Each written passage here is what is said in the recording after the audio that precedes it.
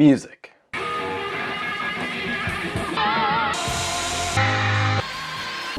Music as a medium is completely dynamic. It's always building on itself, evolving and transforming with the times. One year, a particular sound will be popular, and the next year it will be rendered completely outdated. But what if music has changed for the worse? What if music has lost its touch? That's a question that I've been thinking about a lot lately, and I thought that I would try to answer it myself. So I decided I'd take a look at the top 5 songs on the Billboard Hot 100 from 2020, and to compare them with the top 5 songs this week 50 years ago in 1970, and see which songs are better. It's also important to note that this isn't the definitive answer to my question of if music has lost its touch. I'm only looking at 5 songs from the 70s and 5 songs from now. Obviously, these don't represent the entirety of the music industry at each given moment. These are just the 5 most popular at each time. So, let's listen to some music. I have a feeling that all of these songs from 2020 are going to be TikTok songs. Savage love, did somebody break your heart? The song feels very fake, very plasticky. It feels like it's made by robots. I almost feel like it's not made by a human being. The song as a whole feels very synthetic. Jason's voice has some caked on like little voice enhancement, which is kind of gross. It's very repetitive, that little horn. It's awful. Green-eyed lady, lovely lady. Fantastic song. There's so much life to it. There's this really, it's like this mesmeric bass line. It's very rhythmic, very harmonious. I love the lyrics. They're focusing on the green eyes. It's a green-eyed lady. It definitely wins over Savage Love. There's absolutely no competition between these two. There's so much life and artistry in Green-Eyed Lady as opposed to the kind of fake, synthetic Savage Love. All right, let's go to the next one.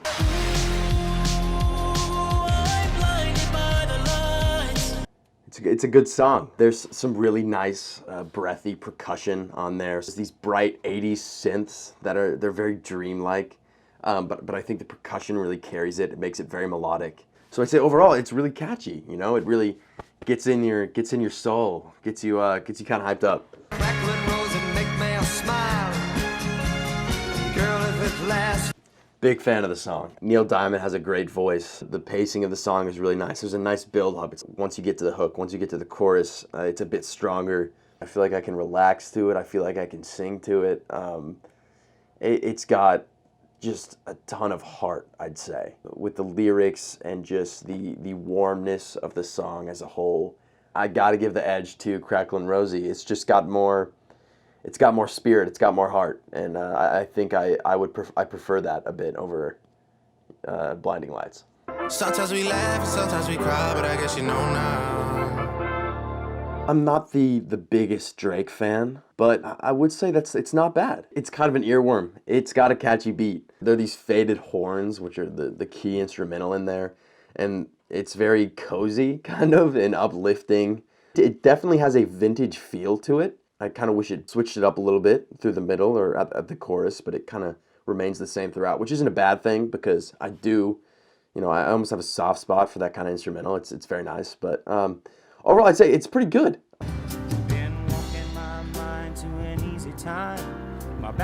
Whew, it's kind of a heavy song. It's about mourning the loss of a friend.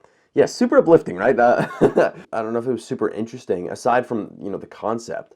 It felt very standard for if someone thinks of like old 70s folk music. Honestly, I'm not gonna lie, I kinda like the Drake song a bit better. I can't believe I'm putting Drake above James Taylor. Don't Tell My Dad. Number 2 is I'm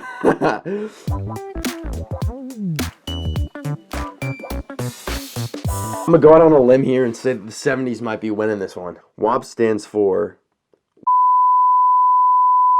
They're really getting bold with those song titles nowadays. Is this what kids are listening to? I feel like I went through the stages of grief listening to this song.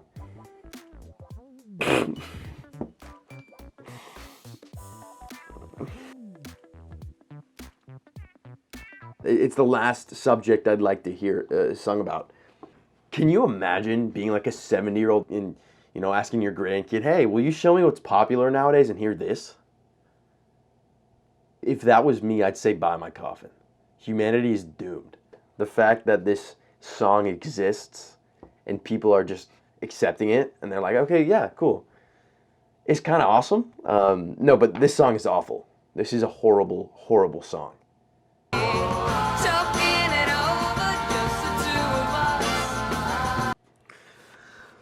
Wow, that made me kind of emotional. Beautiful song. I don't know what to say. I'm almost taken aback, I guess, by how great that was.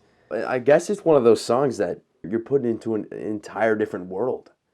The best part of the song was the harmonization. We don't see that a lot nowadays.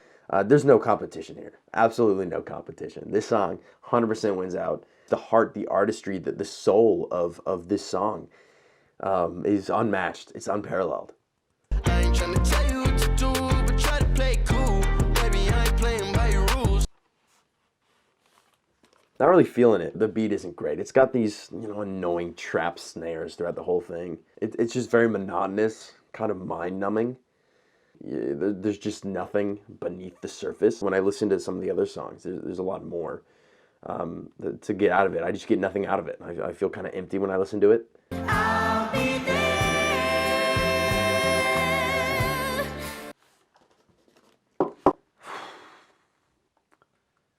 Dang. It's very symphonic. The music just flows so nicely. There's a minute there where I just closed my eyes and just let the music take me. It just took over me. It's almost hypnotic in that way. Here's the thing. Music in the early 70s was far more spontaneous and original, where true musical writers, producers, garage bands, and mavens put together cohesive and meaningful projects. Songs are an art form, a vehicle of self-expression. But today, it seems like music is following a formula rather than an emotion. It's not about transferring a feeling over to the audience, but rather about how many streams each artist can get. The mainstream music of today feels very repetitive, processed, and predictable. There's an evident lack of vigor and emotion, a lack of creativity and artistry, a lack of humanity. There's something about hearing an untouched voice and real instruments that make these 70s songs far more appealing. There's a life within old music that doesn't shine as brightly in these 5 songs from 2020 that I just listened to. Sure, there were a couple of songs from the 2020s that I listened to that I did enjoy. One of them that I even preferred over one of the songs from the 70s, being the Drake song, which is still very surprising to me. I have not gotten over it. But it's not like that life is gone. It's still here, just not at the forefront. There are numerous modern artists that are putting out incredible projects filled with artistry, emotion, and humanity. So many, in fact, that I can't possibly pick just a few to name. So here's a list. You can read it if you want. Sure, the songs at the top of the charts in the 1970s are leagues better than the songs that are at the top of the charts now. And yes, I do think that a majority of the music that does top the charts nowadays has lost its touch. But good music is still here and as present as ever. It just depends where you look.